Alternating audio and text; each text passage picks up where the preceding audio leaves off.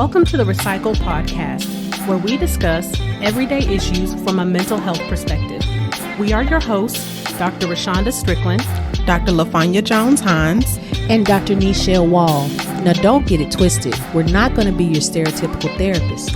What we will be is informative, down to earth, a little spicy, and vulnerable. All right, interns, turn up your volume, grab your pen and paper. It's supervision time. As a reminder, this podcast is not meant to take the place of a relationship with a licensed mental health professional.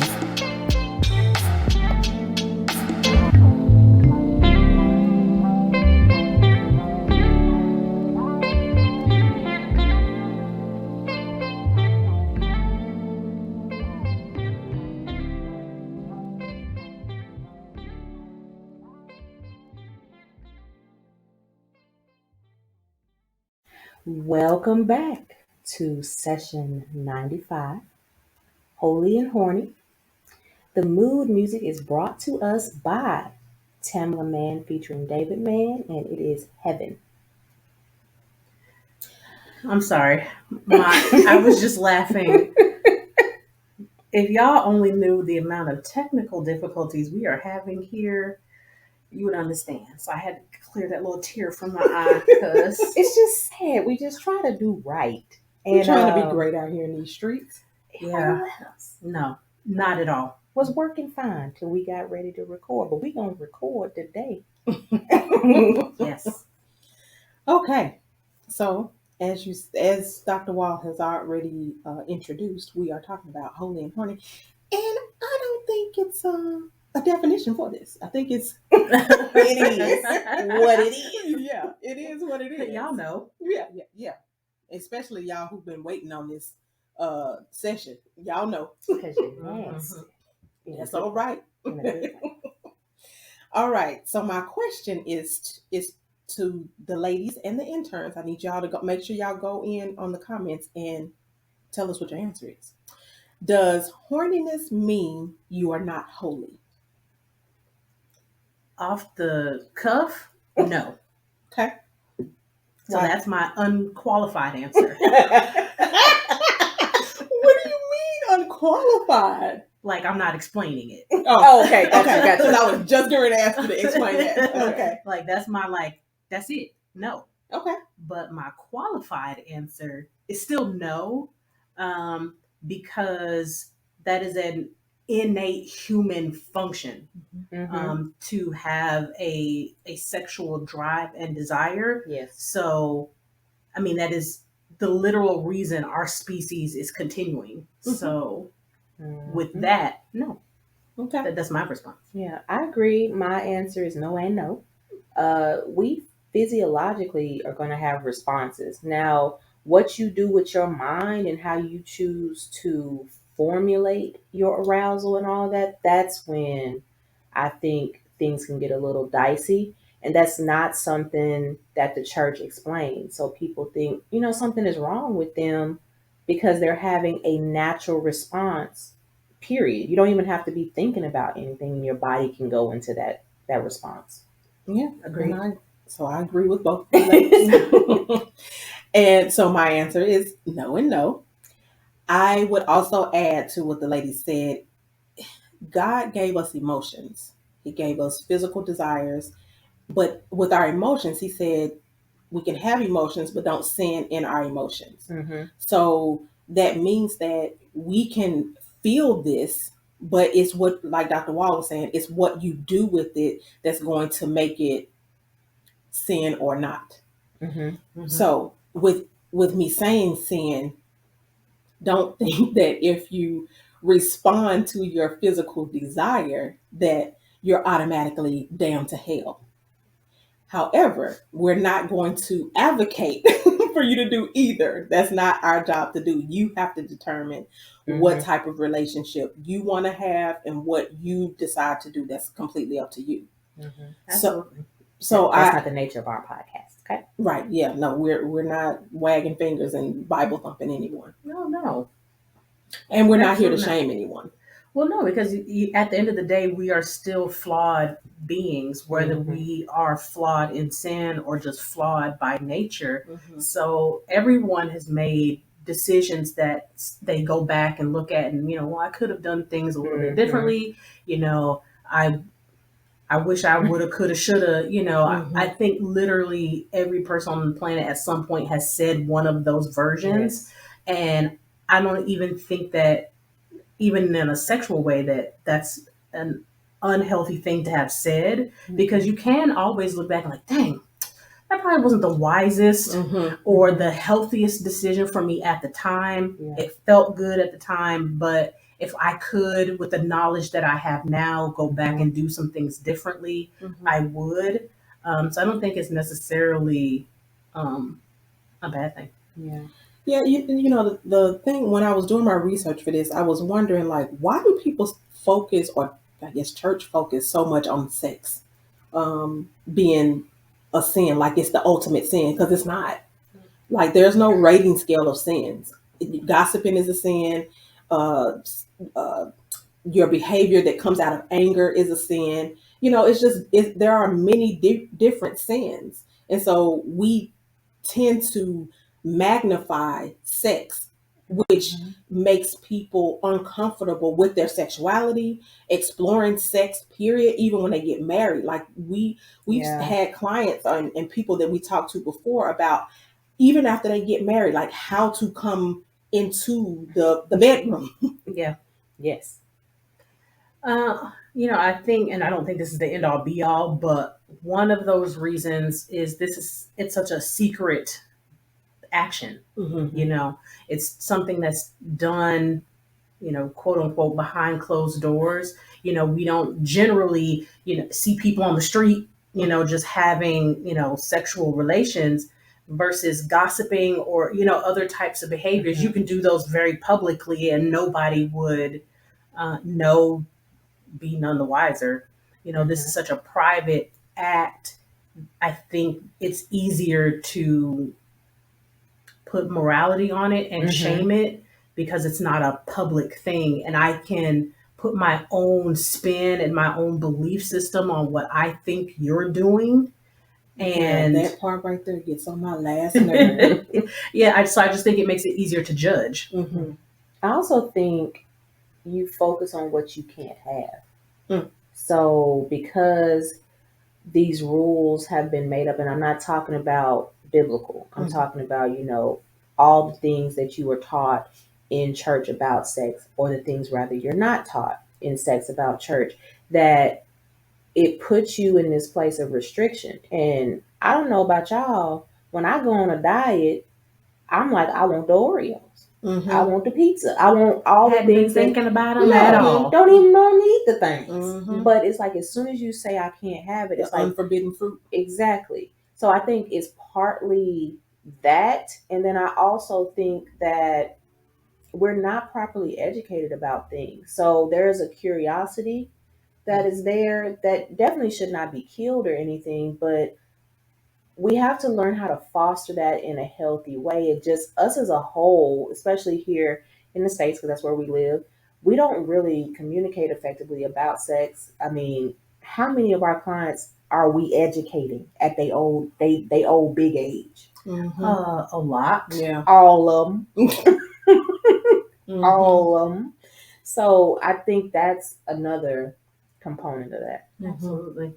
And I think when people are single, holy, and horny, I think they can't decipher what it is that they really want. Like, are you wanting intimacy? And what kind of intimacy are you wanting? Are you wanting companionship? Are you wanting closeness? Are you wanting, sexual healing? Somebody to lay hands on you. Okay. So I think people have to understand what it is that they're needing in that moment, because it's not always sexual.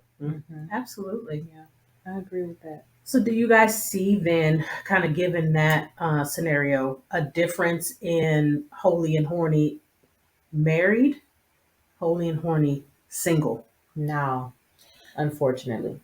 What's your question again? Do you see a difference? So you were saying that, a single person, do they understand and know what it is that they're actually desiring and how to go about addressing that issue, versus if we're strictly going from a biblical sense, as a married couple, we are generally and technically have free reign, but because of some of the confines that we have internally, are we actually free to explore and understand? So do you see similarities like between people that struggle when they're single and then people that struggle when they're married? Is it the same type of struggle, a different type of struggle? That's kind of where I was going. So I would say there is still a struggle. I think it's a different kind of struggle. I think when people are single, the struggle is, of course, what type Abstaining. abstaining, and what type of intimacy. They probably don't even pay attention to what type of intimacy they are looking for. And so, like you said, abstaining. When you're married, I think it's especially if you've been celibate, like, I've waited so long, like, I don't know what I'm supposed to do, how I'm supposed to perform. I don't know what I like. And especially if you have been intimate before and then you became celibate, it's like, I don't know what I want. I don't know what to do. And then depending on how rooted you are in the church, it's like, I feel dirty if, other things happen, kinks, orals, anything. And that stuff doesn't change just because you sign a piece of paper and you walk back and forth down the aisle. Like, the education needs to be the education. You gotta think, like, back in the day, like, people, the women folk, the men folk, they would take the person that's about to get married and they would discuss things. They would, go into detail about how things are going to happen, what goes where, things that you can try out. Like, who do that now? The church don't. They like, you should be pure until your wedding day, and then you should be busting it wide open. And I don't know how you make a conversion from one second to the next. Like, who am I supposed to be? It's like Bewitched. I wish it was that simple. Like, I think I've said this before. I have a couple who have not consummated their marriage, and they've been married for 6 years. Oh, wow. Because of tough. the fear and the guilt and all of those things. And then on top of that, the individual does not feel like their husband knows what they're doing. And she does not want to hurt his feelings. Yeah. And I think that, just kind of thinking about that scenario, that lack of education that you guys were kind of talking about, the fear of having those conversations and the shame that's around those types of conversations, it keeps people unsure of what is okay, lack of understanding of what actually happens to your body and what arousal feels like. What's the difference between arousal and desire? I think it keeps people from being able to even explore. And I would even add to your list physical attraction, because obviously, because we are observers and we are very physical, we tend to only put things on physical, not realizing, like, if you love this person, there's something else that can arouse you about this person because you love them. It doesn't have to be because you're physically physically attracted to them. Like, oh my God, that 12-pack. Well, it goes back to what we talked about with sexual and sensual. Also with performance versus pleasure. Like, when I'm gonna be honest, the people who be struggling the most sexually is Christians or faith-based people. People who have become free, they don't have those same limitations of, like, let me figure this thing out. And it ain't that they out here doing nothing kinky or anything like that, but even if they are, that's fine. No, I'm saying, like, for anybody that might be thinking, oh, they out here doing the most, but no, they could be having just missionary, but they like, I know what I like about this position. So with the faith-based people that I have counseled in this area, what I find hard is that they don't know the anatomy of themselves or their partner. So if you don't know the anatomy, you don't know why things do what they do, there is no understanding of foreplay. So it's just like you should be able to take this, and that's on both sides. Mhm. And It should be immediately ready. I'm like, that's Mhm. not how these things work. That's not the way the Lord intended it to be. And then they don't know, not know, but they're not able to overcome how they feel about oral sex. They're not able to overcome too many different types of positions because they're like, that's of the devil. Mm-hmm. What? Mm-hmm. So Like, there's a whole book. So your dog is dedicated, demonic, too. Right. dedicated Yes. to different positions people can be in. Yes. Some are, better for you to get pregnant, or if you've had some type of ailment. Like, I'm sorry, if your husband weighs a significant amount more than you and has an ailment, you're not going to be able to do that missionary. Mhm. He won't be able to do it. Yeah. So what you gonna do then? Y'all just gonna have a sexless marriage? Because some people do choose that. Right. Absolutely. Right. And then you married in Horny. Because that's a Yes. Don't even give me Right. That's a different. That's a different topic. Well, that's why I was asking, like, Yeah. what is the difference between what do y'all see as the difference as a single person that is wanting desire and a married person that's wanting desire? Because a lot of people believe that, well, you married, you have a person right there, so Right. it should just be, On and popping. on and popping all the time. But it's like, no, No. it does. Like, it's not that simple. It's not Right. that cut and dry. You're not well educated in sex before you get married. More than likely, you're not going to be well educated in it after you get married. Don't try to come in here acting like you got a doctorate in this thing and you ain't studied for kindergarten. And just because you have you've had multiple partners doesn't mean that you're well educated. No, because you ain't had this. Right. Right. You still have to learn the person that you're married to. Yeah. Yeah. I just said this to somebody the other day. Mm-hmm. It's so funny that y'all just said that. Mm-hmm. It's just weird to me. I think sometimes, of course, our egos get in the way of that. I don't want to be seen as less than of a man or less than a woman. Why? Who said? Why do you have to know everything? Yeah. Like, you don't want to have fun and learn? Right. Oh, so I got to be serious when I have sex. I can't. Some people believe that, They though. Yeah, do. they do. Or that it's purely for procreation purposes. That Yes. that's the only reason that you would ever take your clothes off in front of somebody else. And it's like, no. Yeah. Like, one, what I have always struggled with understanding is that it's designed to be pleasurable, Mm-hmm. but people have a hard time really understanding that it is pleasurable. Because we've been Bible thumped into thinking it's nasty, it's bad, you shouldn't do it. Like, we get those statements without getting an explanation. Yeah, because I'm like, where, and I'm not necessarily the most religious person, so I don't know the Bible really at all, but like, where does it say that in the Bible? It don't. It does Like, have a lot of scriptures on fornication.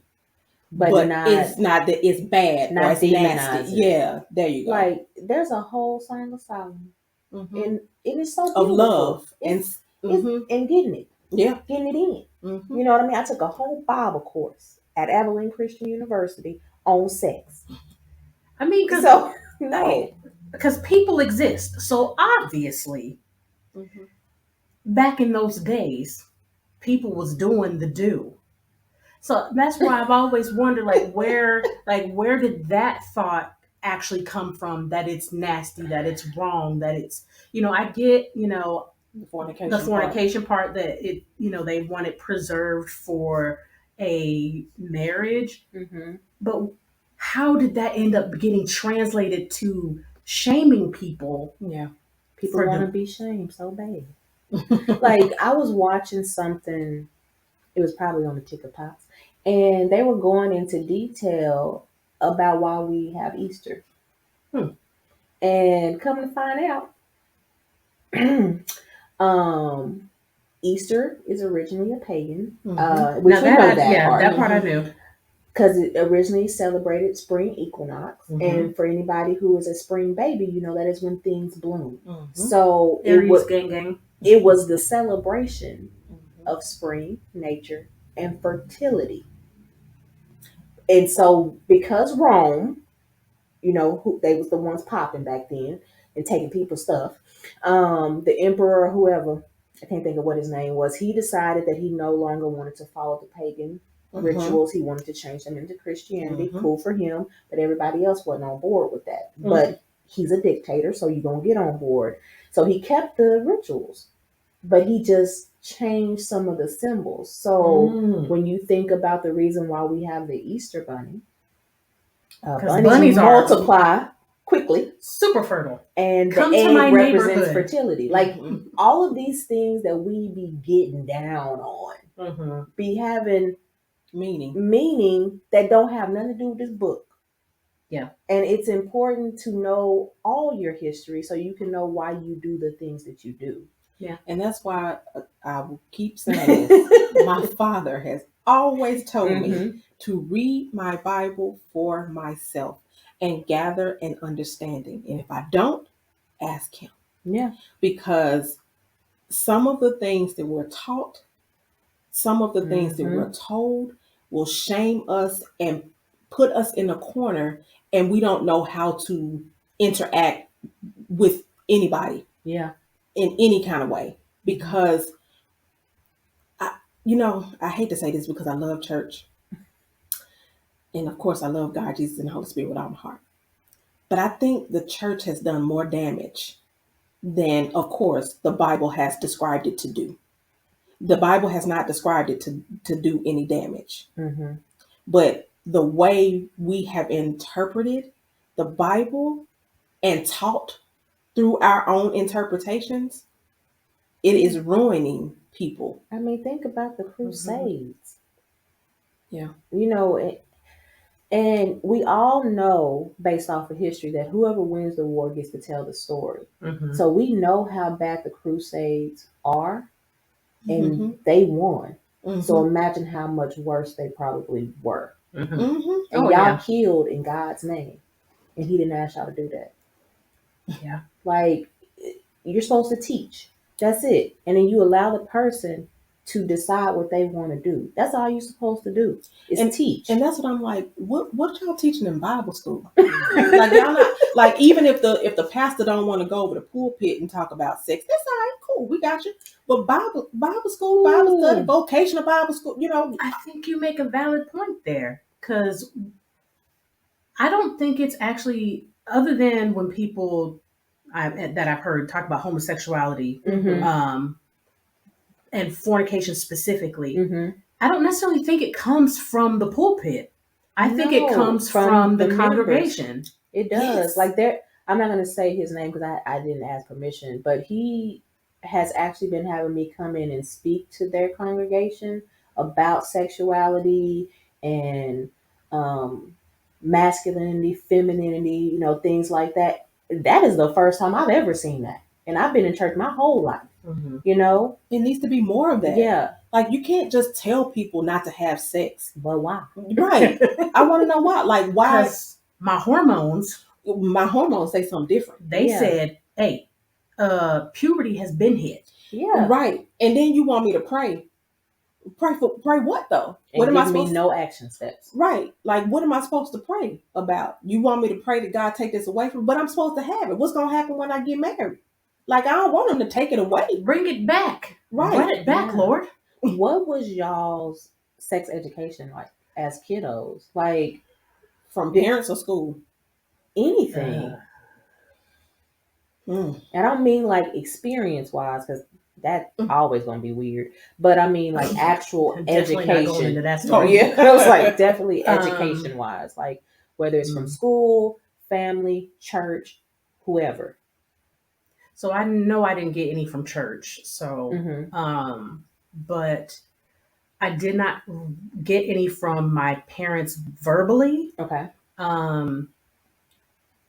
Now they're probably not going to remember it this way, but they let me watch a video, and it was a cartoon, and it went through, and like the husband and the wife get married, They fall in love, they have sex, she gets pregnant, and this is the birth process. Okay. So that was kind of really my only, from my parents. Better than most. And then other things. Yes, of course. Yeah. But from school, it was very textbooky. Mm-hmm. Here's this is this is this goes here, this goes there. There's your cycle. This is your cycle. Yeah. And these are the diseases you can get. Right. Yeah. and that's what I got right there from school. And that did not come from school in the States. That was when I was overseas. So you got more than we got. Yeah. Because ours is really just fear-based in the States. Yeah, so I got very textbooky. So I didn't get any fear-based. But I also didn't get anything that explored like anything beyond function. Okay. What about you? So I would say I got half of a talk once I came started my monthly. Okay. And then it was when my mom was like, okay, so now at this point, if anything happens sexually, you can get pregnant. Okay. So I think as far as I remember, that's what I got. Okay. What about church? Not that don't have sex. Okay. It was the Bible thumping. Keep your purity. Okay. You need to stay holy. Okay. If you go to sex, have sex before marriage, you're going to hell. Fire and brimstone. Okay. So obviously, y'all already know I'm the oddball out. But because of my mom's trauma, she was very detailed, instrumental in teaching me anatomy and letting me have my nicknames for the body part as well as what they were actually called. There was no shame in how she taught me about my body, as well as about male genitalia and things of that nature. And I think for me personally, because she was so open and she educated me on that, I didn't have a desire to go and have sex. That wasn't really in my mind at all. I wasn't trying to be intimate with nobody till I was grown, grown. So that wasn't really something that came up. Now, what I will say is, going back to the previous session, I think a lot of people, because my mom was a single parent, they assumed that I was going to follow and be out there and stuff like that. But little did they know, my mom had been in a committed relationship with both of our fathers for years before something popped off. So it wasn't like what they were thinking it was. So what did church teach you? Our church had this program called Ladies in Waiting. And I don't know what it taught because I was not allowed to participate in it. Why? Their reasoning was because I was too young, but there was an individual that was younger than me in it. So I just think I was not ever a part of the inner circle of kids of the church. So I wasn't allowed to participate in it, which is so ironic because I always knew that this was going to be the field that I went into, and because I wanted to help people not go through what my mama went through. Later, I began to mentor some of the women in church, or some of the young women, in church, but I had to do that on my own time because I was not allowed to be a youth counselor. I was not allowed to do any of that stuff. So all the young ladies that I took up under my wing, they got educated. The other ones, I don't know what they know. But I was not allowed to participate in that. And so from my understanding about what Ladies in Waiting is, it talks about waiting. It talks about becoming a good wife and things of that nature. I don't remember anything being taught like that to the boys. Because I feel like in church, women are taught to be great wives and mothers and women, but boys don't know how to do anything but give communion and count money. But see, one of the things that I was wondering about the statistics, something you just said is women. I always hear women talk about being celibate. I rarely hear men talk about being celibate because it's not cool outside of church And then I think sometimes, and this is on men and women, I think sometimes they say they are these things, but they actually are not, but they are keeping up the front. But then there are other people that I know who go and do the whole the exam to make sure that you're still a virgin, and then you present that piece of paper to I your wish somebody husband. would. I was like, y'all do know it's just your I wish hymen. somebody would, honey. Yeah. And Yes. that's not even real. I mean, I know a hymen, Yes. a hymen is real. However, testing for virginity with that is not No, because there are real. people who Yeah. have had full penetrative sex and they still have an intact hymen, and there are people who have never had sex whose hymen is not there, it Mhm. never was there, or they fell on a bike and broke it. Rode a horse and did something. Oh, that hurt. That burned. Yeah. Ugh. But I just think because it goes back to that, they don't understand anatomy. Right. Like nobody's body is the same. And then my thing is, well, how you tell if the boy a virgin? Right. Do you look at it real long? Like, it's crooked. You ain't like what? Right. How do you tell that? Because Yeah. Yeah. they- virginity, like It's a social. penetrative sex, is not the only form of sex. Like we didn't go into Mhm. detail about this when we talked about sex because it wasn't the Mhm. topic. But oral sex is sex. Mhm. Digital sex is sex. Like Mhm. finger. That's Mhm. digital, y'all. Fingers. Not numbers. Digital. I mean, if you want to do that, you can. If you like math, you Throw a know. bunch of number magnets at you. Yeah, it's like there's so many different forms of that. And Yeah. I know there was an article a while back that talked about people who have not had penile to vaginal canal sex, but they've had anal sex. Mm. They have had oral sex. You see that a lot in teenagers. Yes, Mhm. and they're like, I'm still pure. No, you're not. Mhm. If we going off of what sex is. Right. So it's just, to me, And it's just even the sad. idea of pure. What you ain't had sex. You out here being Yeah. a trash person, but you pure. That's where Because my it's in question. language. Yeah. Uh-huh. The words that we use to describe these Yes. activities, using words like pure, untainted, Mhm. Nasty, bad, Yeah. dirty. But it only applies to women. Mm-hmm.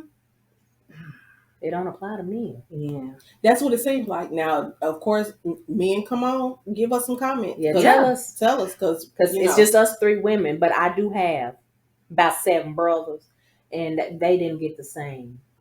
Yeah, it makes me curious. I think this is definitely going to spark conversation because I would be interested to Mhm. know, what men are taught. Yeah. what my husband learned Mhm. about. Yeah, because he grew up sex. in church. He grew up in church, and his parents are both still very Mhm. devout and active in that lifestyle. So I would be interested, and he has an older sister, so Mm. I'd be interested to know what he learned, Mhm. whether it was his parents actually had a conversation with him, or he learned it from his peers. Yeah. He learned it from, watching videos. And did they use the same language?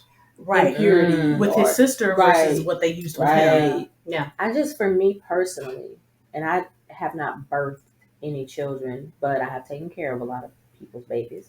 When I educate them about sex, I use the same terms. I educate them as if they are human, not as if they are boy and girl, because I feel like everybody needs to know everything about both. Mhm. I think boys need to understand a menstrual cycle. I think girls need to understand how a boy reaches Premature. climax and all these other types of things. Like, Mhm. why are you giving this real half a piece of Mhm. sex ed? Like, A I quarter don't piece. I don't even understand that. And then, why do you use such harsh language? Yes, to- it's very violent. Yeah. It makes you really feel like, man, I'm going to. That's why people can't relax.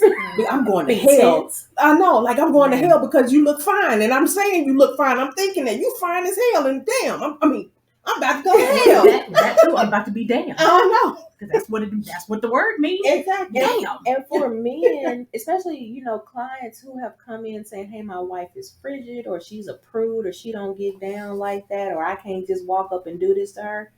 I want you to think about her upbringing. Yeah. Who told her she could let loose? Yeah. Who told her she could be free and sexual and sensual? I guarantee you went to church. Yeah. No. Because people don't understand how to educate and nurture sensuality and still educate about waiting till you find your person. You know, you can do both. Mm-hmm. Yeah. You can.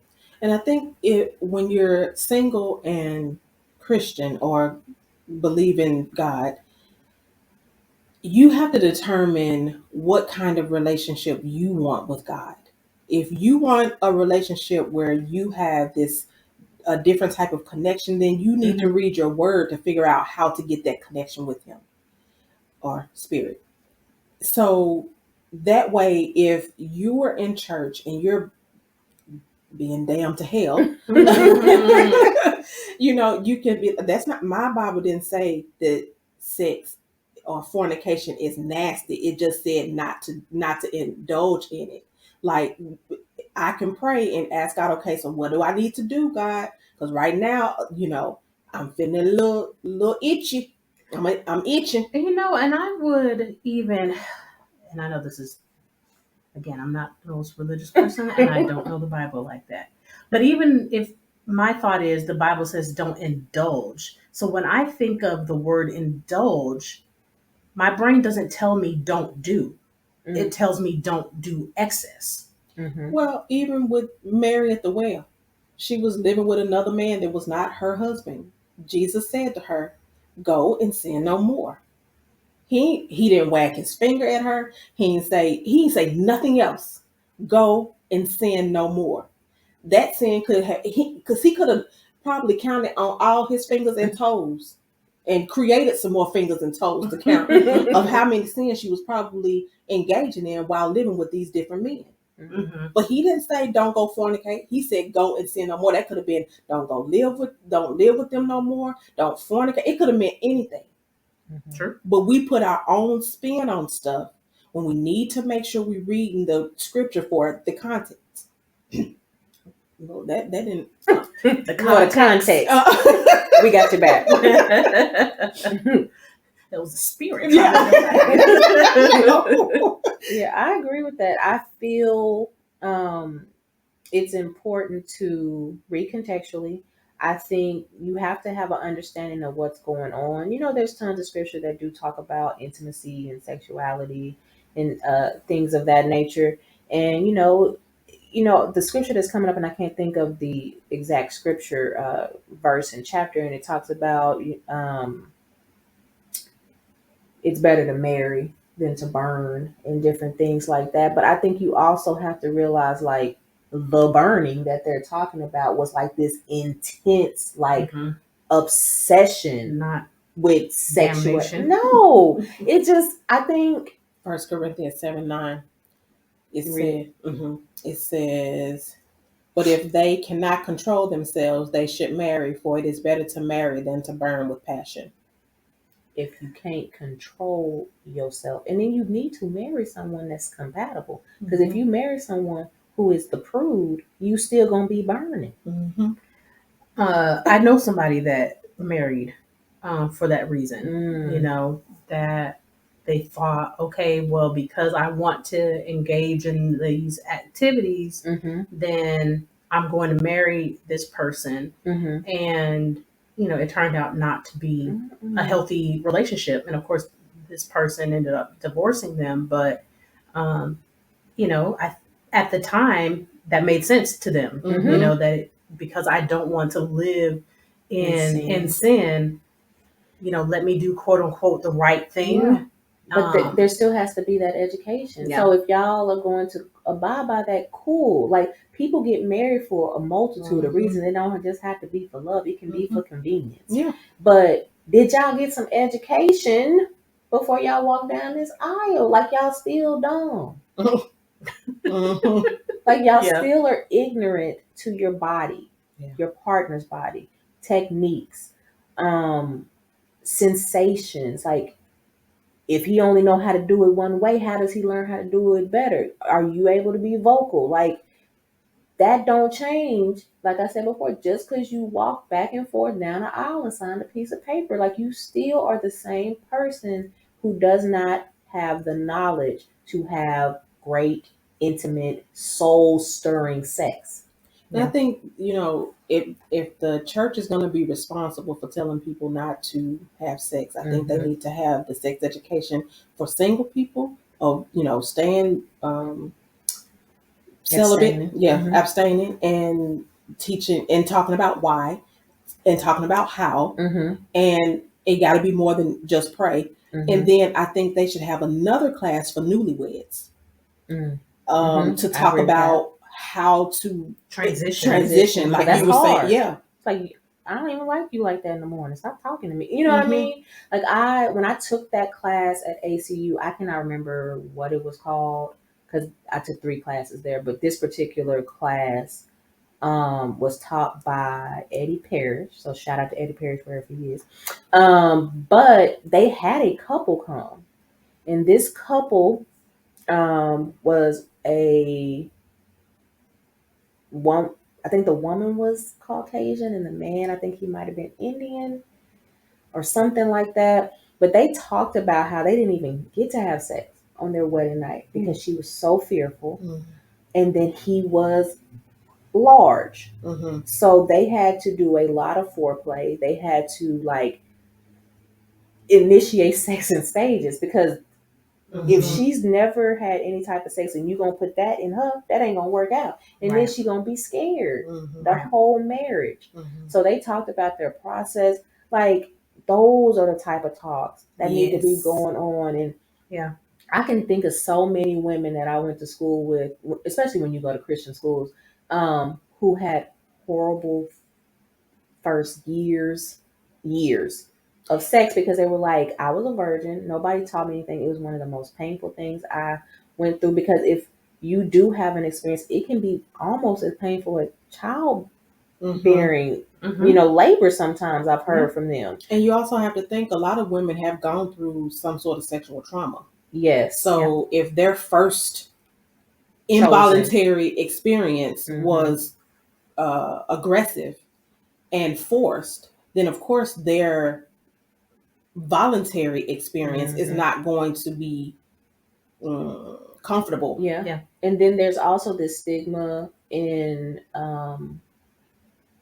faith-based couples that you should not add anything to your sexual experience, and that means lubricant, toys. Now, if you don't want to use toys or whatever, cool. But as a sexual health professional, I'm gonna need you to use some lubricant because that you get older, that abrasiveness of rubbing is only going to create infections. It's only going to create tears in the vaginal canal and on the shaft of the penis. And then y'all gonna go a couple of days without getting it, or it's gonna be some other stuff. Right. Well, that's why I would add. You said one for singles, one for newlyweds. And I would also say one for people that have been married for an extended amount of time. Because your sexuality is going to change at different stages of your after you you've been with somebody for 10, 15 years. 50. But 50, I know, right? You have children, your body is now, you're in menopause, or now you're experiencing the equivalent of whatever that is for men, and your idea of that changes. So if you're still, very faith-based, but you're not talking about those changes as you go, you're going to have a very long life of despair. And I would even add another one for divorced couples and widows and widowers, because you're used to having it available, and now I got to go back. So because when you've been married and either you're divorced or widower, you may have explored a lot and opened yourself up to a lot, and now it's gone. That's a lot. I agree with all of that.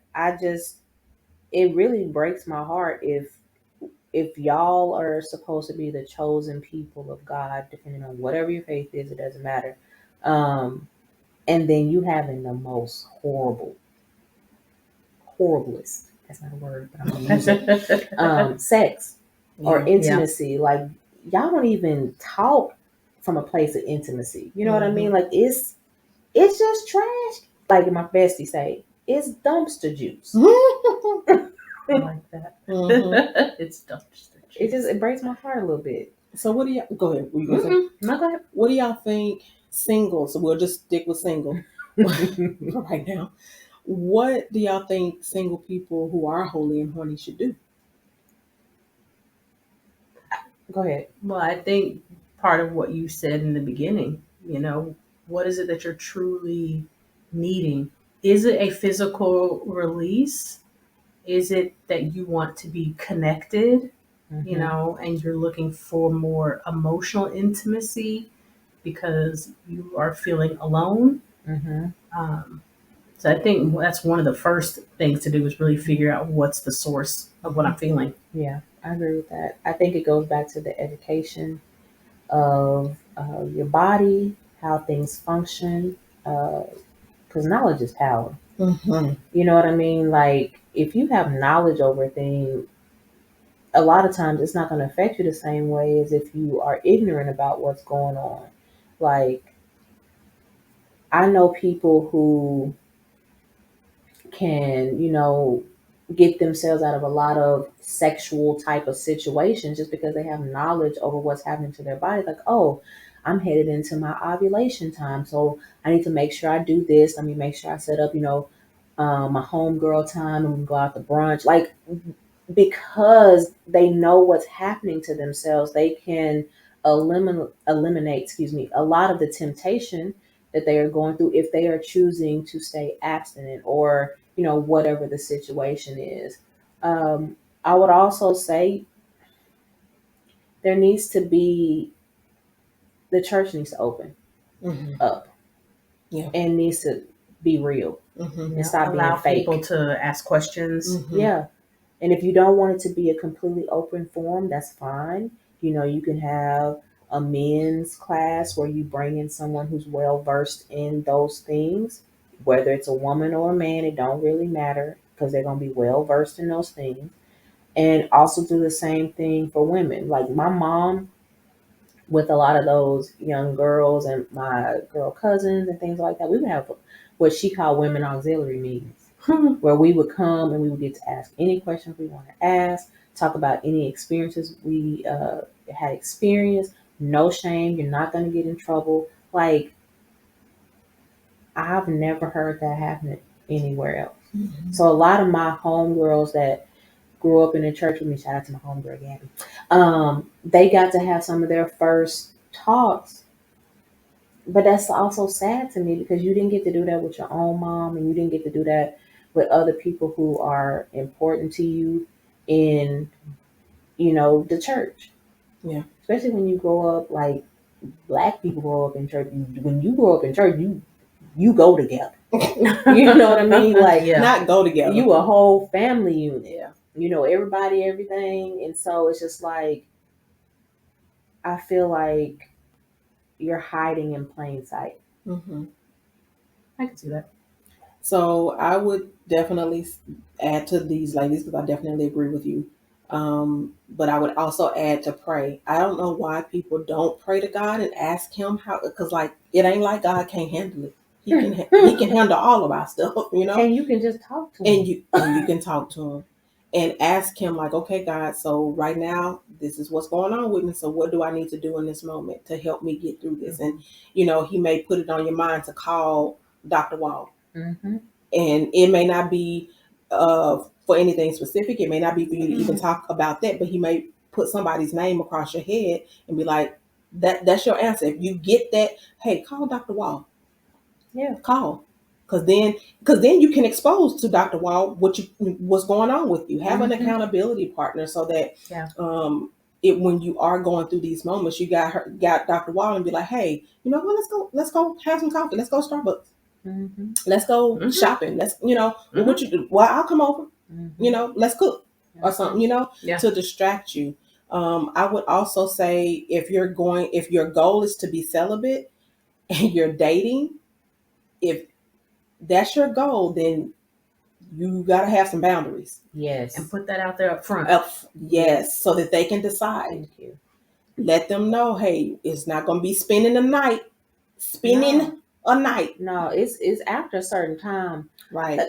I'm gonna be honest with y'all. So when I was dating, because y'all know I don't date. When I was dating and I was being like abstaining or whatever, I would be like, I'm trying to protect you from me.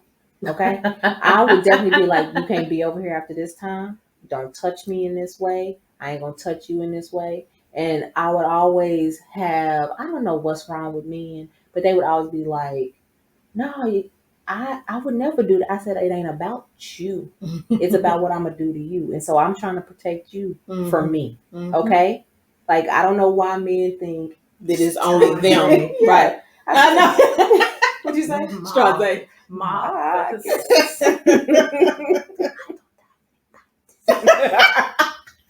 Shout out to Boomerang. Right. So you do need to know where your limit is. Yes. If that means, hey, we just hold hands and be in the middle public. of us. Yeah. Don't put your hand on my leg. I'm not gonna put my hand on your leg. We don't be in no dark space. Like, you really have to know what you can take, and don't be pushing the envelope. Yeah, don't be walking around. If you're gonna be in private, don't be walking around with them little bitty booty shorts on. Don't do that. Don't tempt yourself. Don't tempt yourself, and don't tempt him, because he gonna touch. He gonna want to touch, and you gonna touch. Right. And I would suggest don't even be in private. If you know, especially during, because all of us have our peaks. And so when you are at your peak and it's like, girl, if I don't get a piece, I'm gonna explode. Don't have your boo at your house. Don't do it. And men, same thing, because I don't want to say all cryotherapy. Yes, that would work. Hashtag not sponsored for any of this.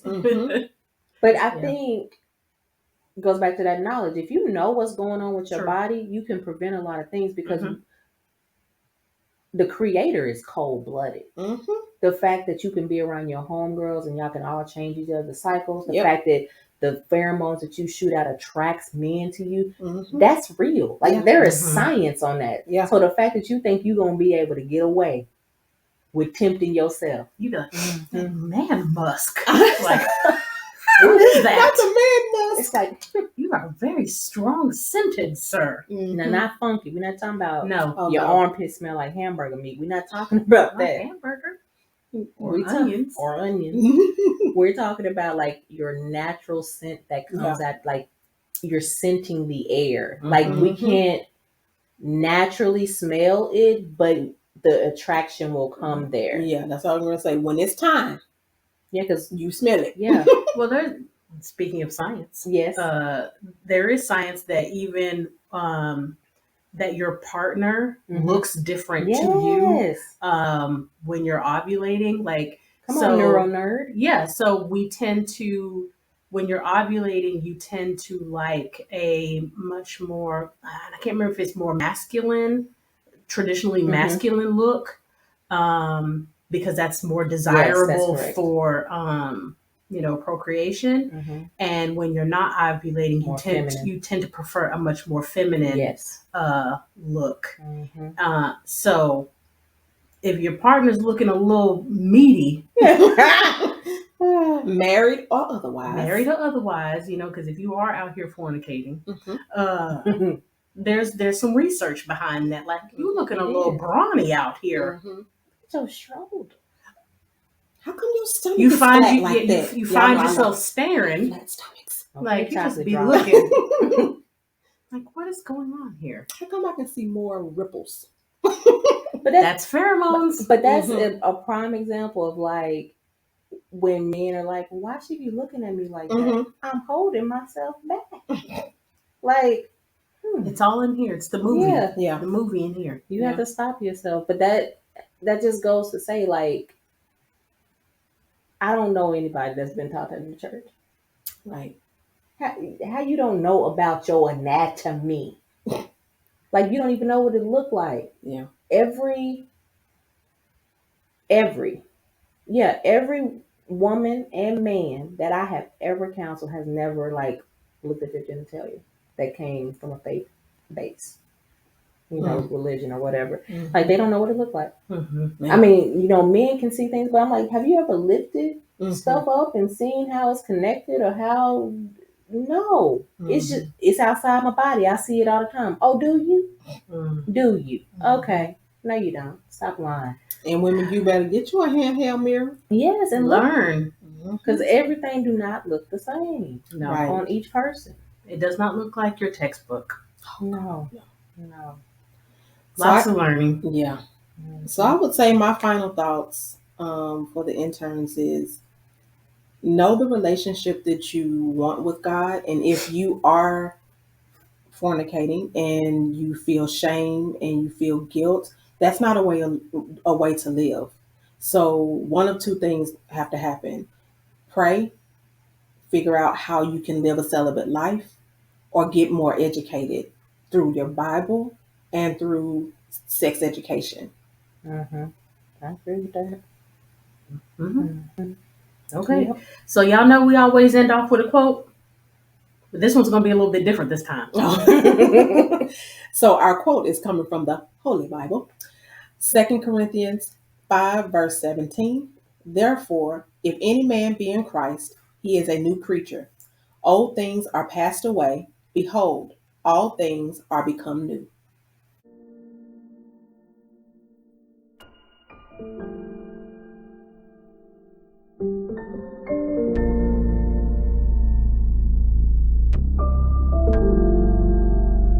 Must be this volume control. So, okay, interns, process your notes. Be sure to catch us next session and find us on all major platforms at the RePsychled podcast. If you're a new intern, be sure to like, comment, subscribe, and share. Thanks for listening. And remember, we are shifting and reshaping our psyche through healing conversations and connections, one discussion at a time.